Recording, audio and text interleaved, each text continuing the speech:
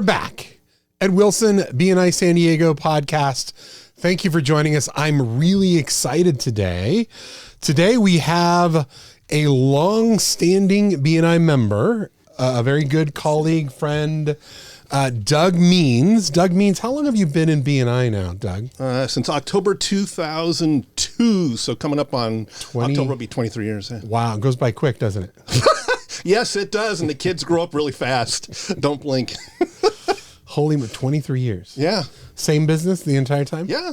Same chapter. A lot of people are like, even in the same chapter. Yeah. Right. And they still put up with me. It's interesting. So before we get into our topic, touch on that really quick. The same chapter. A lot of times people believe that, oh, you know what? I'm going to be in a chapter for a little while and then I'm going to get all I can out of it. And then I'm going to go to something else. Is that what they believe? They're going can get out of it and then go somewhere else? They're just going to like absorb everything out and then they're going to go, I'm going to go do it again. That won't be discovered. For individuals that are coming in that don't understand BNI, okay. As people like you, right? You've been in the same chapter for almost 23 years.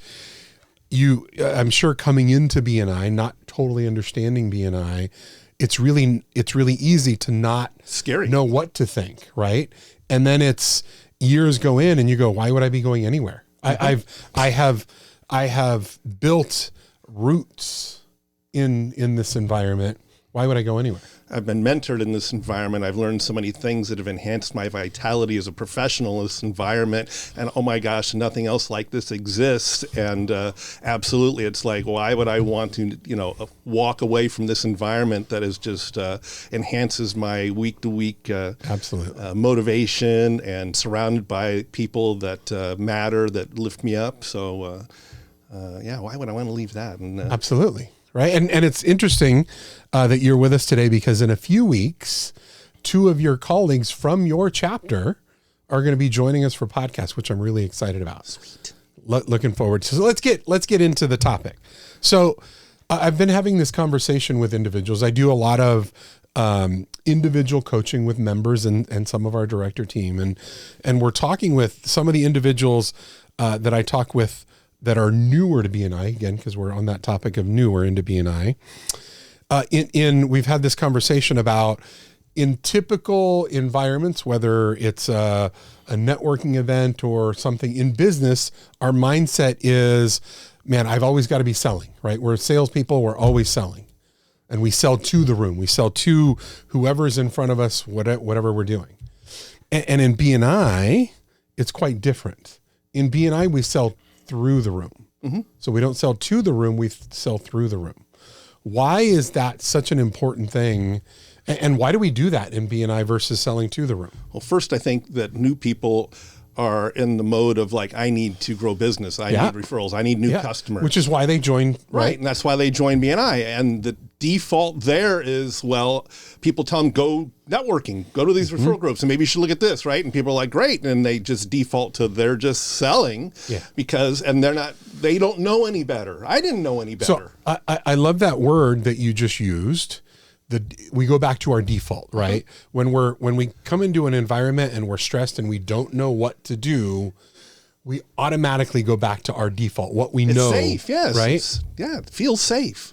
So why in your years of experience, coming up on 23 years, why sell through versus sell to a room? Because you're going to run out of new business. What do you mean? It's a short-term mindset. If I'm just selling to the room, what happens when everyone in the room who's potentially are going to be my client, at least in the term that I'm going to give them if I'm going to bounce around, when do I run out and then what do I do? So right now, your particular chapter is what, 64, 67, somewhere in there? 64, 65, somewhere. Yeah. Uh-huh. So once you finish selling to those 64, 65 you're done. people. Then what do you do, Ed? Yeah. You're done. So then what's the difference between selling to a room versus selling through a room? Well, selling through a room is being a trusted go-to resource. and you're educating people on how to refer. You're educating people on how you add value, how you're going to make them look good, how you care about. It's so many things. Ivan once, I remember asking a question. Ivan Meisner, the founder. Oh, that guy. That guy. That guy. I remember as a director one time I had a challenge and had the opportunity to ask him, and he goes, "People don't care how much you know till they know how much you care." And I think that applies as a member. Because people want to know that you care about them, you care about the group, you care about yourself, your business, the clients, and the people they refer you to, and they watch what you do, not necessarily what you say. So when you're in the meetings, what a lot of people do is they sell to the room, right? And well, they don't know it. They're doing that, but I believe that the default is doing those things, and they're not thinking about the nuances. And is there any? I mean, if you can think of, again, you've got huge years of BNI. Are there situations or individuals, and obviously we're not going to use names, but are there situations where you've seen someone come in that doesn't get it and they sell to the room and they don't last very long? All the time, unfortunately. Right? Yeah. And that's why we need to, that's why I think it's very important. And I know that the region offers mentoring, Yep. right? And it's encouraged to have mentors in the chapter and mentor coordinators, because there are people that can give advice. The advice still needs to be taken, right? Just give, advice on this whole thing about not selling to the room, being that trusted go-to resource, getting to the members' success program, and learning about the referral confidence curve and the trust point and these pieces to try to aid the mindset for these members to understand, have a long-term mindset for this, because if you're selling to the room, that's a short-term mindset, and success in BNI is really the people that have had the most success from my observation in BNI, they have a long-term mindset, and they're managing this over time, so everything they do screams about how they have a long-term mindset. Well, and so just to share a brief story, when I came into BNI 20 and a half, actually, no, just over 20 years ago. So it was June 5th of 2005 when I came into BNI, and I came in the automotive industry, and that particular industry gets a really bad rap of, like, you when you walk onto a car lot, what are you're bombarded, right? You're sold to the individual, and you don't leave until you buy something. Yeah. And so when I came into BNI, I had to relearn, and luckily the owner of the company that I worked for is the one that encouraged me to go into BNI. His name is John Allman. He owned Auto Executives, wonderful automotive company in Tucson, Arizona. And John actually taught me how to sell through the room, because a lot of people in sales, and whether it's cars or whatever it is, a lot of times individuals look at that one person and they don't look at the people behind them. Right? Because when we're looking at the people behind them, that's about referrals. And that's what they should be focused on. Yes. And they don't see it. Correct. And that's obvious. it, right? And some of that is because I truly believe people are not taught that. They're taught sales. You got to get that one sale, and you do whatever it takes to get that sale. Attention. I need attention. Let's work on this. Yes. Right? It's this one and the next one. And it's a very different environment in BNI. Because we are training people what to look for, what to listen for, and how to identify potential referrals so that we can bring them back for each other. And ideally, how to put them in the middle of the conversation as well. You're educating these people. But when you're selling someone something, you're talking about the product, the service, all the pros and cons of whatever it is that you're there to sell them. And you're speaking to them directly. You're using language, that's sales language, where that's counterintuitive within the room for the BNI meetings. And when you're educating people, you're not so much talking about the products or services. Actually, we tell people try not to talk about the product or services, but rather identify who or what could be a potential referral for you. And the benefits of what you bring from that standpoint. So you don't need to get in the nuts and bolts of what you do. Oh my gosh. How many times, and I think I used to do this as well. Would it be safe to say that a lot of professions have their business vernacular, their business speak? Yeah, the lingo, their jargon. language. And have you ever experienced, and I've done this. Tech people do this all right? the time. Yes. Well, financial advisors, Yes. tech people, you know, we when we're talking in our jargon. Even BNI, right? We have BNI jargon. And then have you ever seen, like, when I know that when I've done it before, I've looked around the room and fortunately caught myself where you start to see people kind of check out because they don't know, like what do we say? I don't need to know how you do what you do. I don't need to know the nuts and bolts. I need you to help me identify who a potential referral is or what a potential who loves referral me is. and how I can add value for Yeah. them, right? Which are the people that love me? What do they love me for? What do I do that they just love that I can be the hero for, right? I can be their hero, their superhero for. So let's talk about that for a second. Like, unpack that. Just that's kind of it. We are heroes, right? We're problem solvers. Yeah. And so can we educate people about the problems we solve? In fact, that's sort of my thing that I get. It seems obvious to me, and yet it's obvious when I watch others. It's not obvious to them that it's about educating people again about these things. And so it's a lot of people have the sales language. We've talked about that, but it's really educating them again about these problems we solve. Can we share a story about the latest thing that just happened? Because it's the latest. It's raw. It's real. It just happened. And can we explain to them again about basically what we did to help that person move forward? Let's say.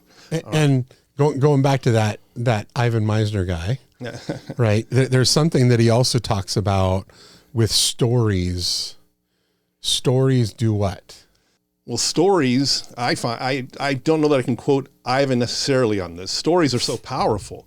I like to say they create aha moments. Mm-hmm. Okay. So they create aha moments for our marketing partners, more about what we do, because a lot of times we don't we tell the story, and yet we're telling a story about something, pieces of it that we never even explained to them. Yeah. Plus we're giving them tools that they can now take to help make connections for us, because when we develop the stories that they can use, it's on us. It's our job to develop the stories, the tools for them to use to help connect us. We need to build relationships where they want to help us out. And now can we provide the information, the stories, the tools to help them go bring us new business, right? While we continue this process. And so those stories become so powerful from that standpoint. And there's a thing about, stories sell, that piece of it. That's the one that I was talking about, right? Yeah. And it's almost, when you think about a story, it's like you can almost close your eyes and picture it, right?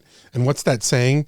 That a picture is worth 1,000 words or more. Yeah. So if we can create imagery in somebody's mind by sharing a story, by creating an environment where, oh my gosh, I know that person. Have you ever seen someone in a meeting where somebody's sharing a story or talking about something and literally the light bulb goes off and they go, oh, I know that person. I've got a referral for Doug based on what he just said. Okay.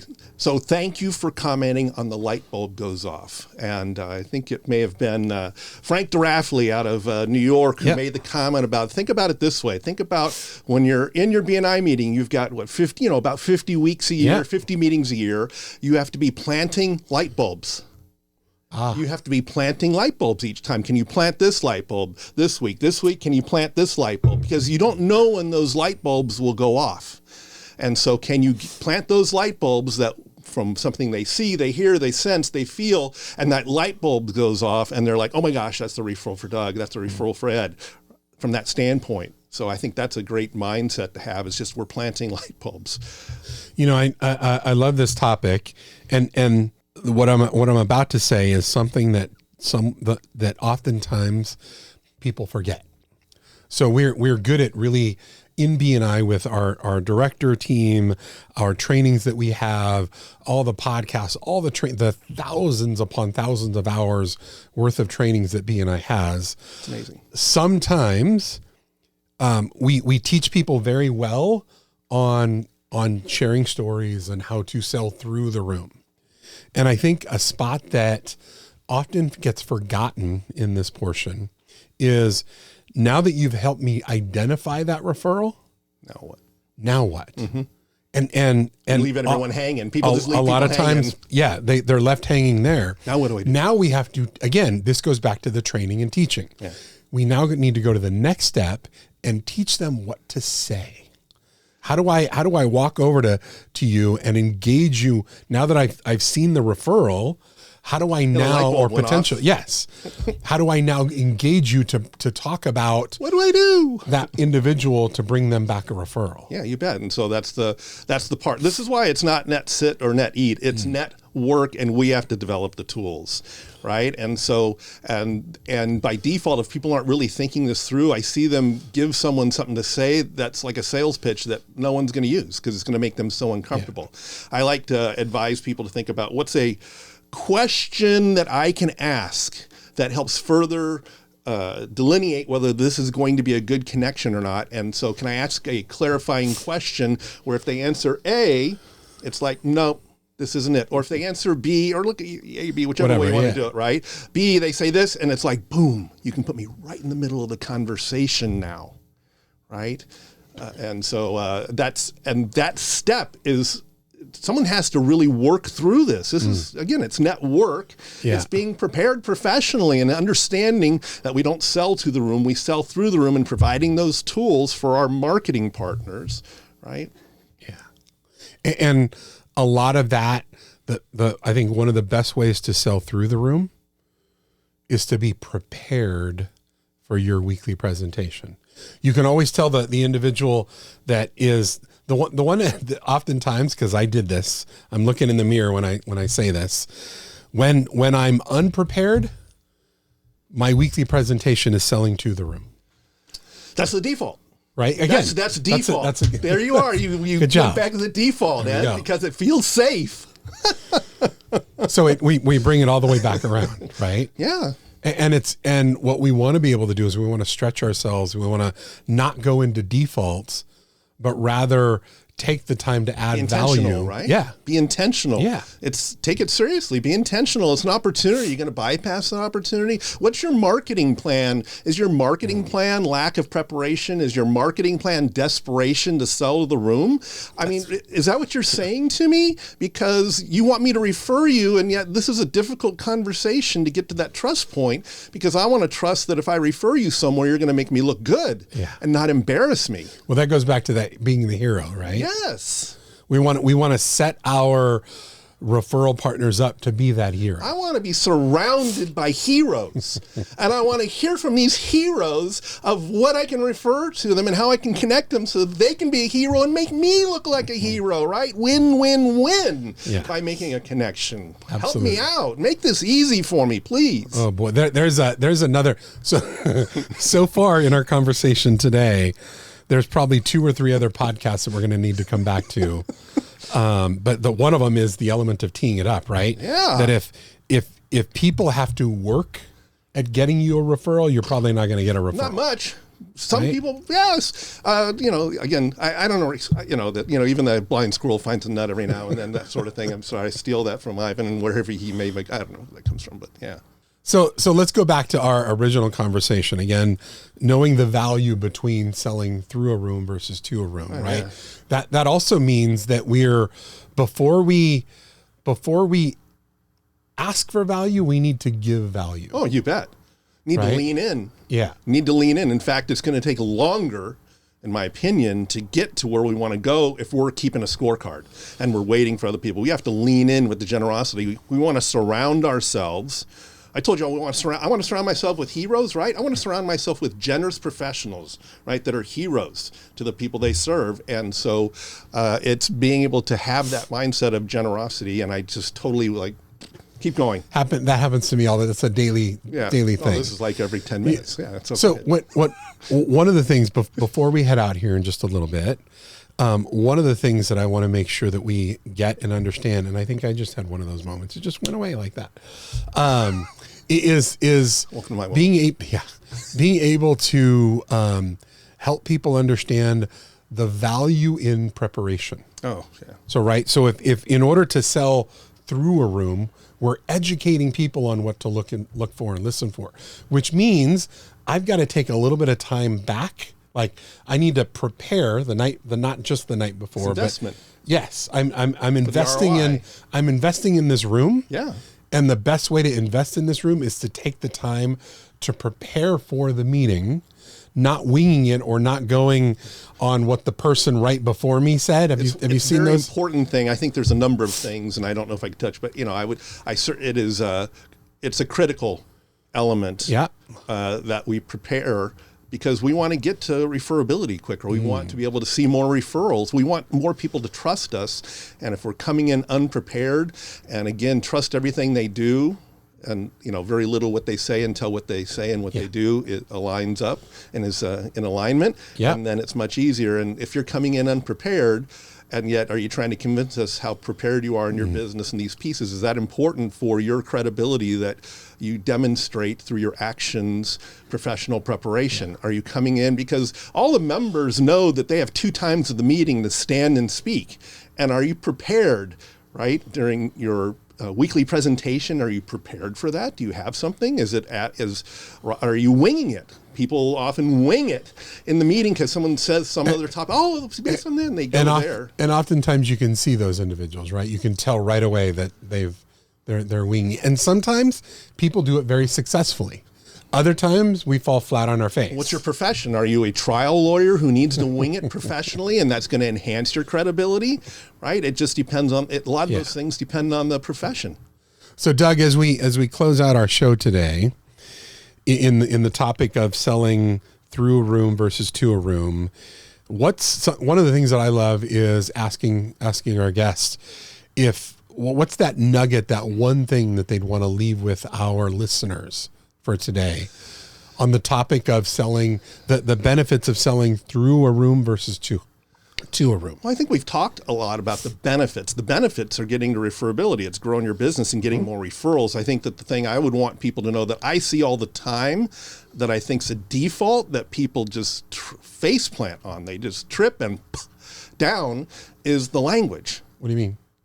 Meaning, I see so many people in the room during their weekly presentations. They're like, this is what I do for you. This is what I do for your business, your home, your health. And that's sales language. That's selling to. That's selling to the room. And I believe strongly that this is a default, and they don't even realize they're doing it. And it's about these people. These are my clients. These are the people I serve, and this is what I do. And this is why they love me. And taking this mindset, because the people in the room, first, you're signaling to everyone you understand the nuance. It's saying, I understand this, and that means I understand that I'm going to see you next week. I can't embarrass you, right? And the people here that I'm talking to them and I'm hitting on their pain point themselves, because a lot of people, I think people are fearful they're going to lose the sale with someone who they're going to close the deal. Wait a second, if they see themselves in the story you just told, they're going to be like, that's me. I need to talk to her. I need to talk to him, right? No, Why absolutely. would you not do that? Absolutely. And it happens all the time, over and over and over. And I'm like, what is going on? So, Doug, now that's going to be another third podcast, because the element of the language we use is incredibly important. Correct. So we'll have to come back to that one, because we are now wrapping up. And again, I want to thank you, Doug, for your years of experience. Doug, you have been one of my mentors over the years. I'm at 20 years. You're, a few years ahead of me. So I really appreciate you being with us today, and thank you for spending some time with me and our listeners. I appreciate the opportunity in so many ways, Ed, and thank you very much for having me. Thank you. And to our listeners, thank you for joining us. And one thing that I haven't really talked about before is the idea of subscribing to our podcast. Make sure you click the button below, subscribe, and even give us a good rating. Maybe that's a 5-star on either Apple, YouTube, or whatever means that you listen to our podcast. We look forward to seeing you back with us next week with another amazing, energetic, and fun guest. Again, thank you, Doug, for joining us, and thank you all for being with us today. This episode of the BNI San Diego podcast has been brought to you by Cruise Productions, a San Diego-based video production company and proud BNI member. You can find us at the intersection where business and creativity meet, or online at cruiseproductionsinc.com.